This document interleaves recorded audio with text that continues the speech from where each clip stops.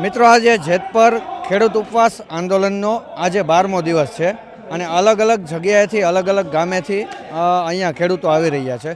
શું નામ છે તમારું? મારું નામ જીતેન્દ્રભાઈ ચીકાણી. અને આ ખેડૂત ઉપવાસ આંદોલનમાં ખેડૂતોને જે સમર્થન આપવામાં આવ્યા છો તો શું કહેશો? અમે ટંકારા તાલુકાના હમીરપર ગામથી આ ખેડૂતોને આંદોલનનું સમર્થન આપવા માટે બહોળી સંખ્યામાં ભાઈઓ આજે આમ તો બીજી વાર અમે અહીંયા ખેડૂત સમર્થનમાં આજે આવ્યા છીએ. અને બીજા કેટલા લોકો આવ્યા છે? આ સિવાય બાજુના ગામ નેકનામથી ને આસપાસના ગામમાંથી ઘણું અહીંયા માણસો અત્યારે ઉમટી પડી છે ખેડૂત સમર્થનમાં.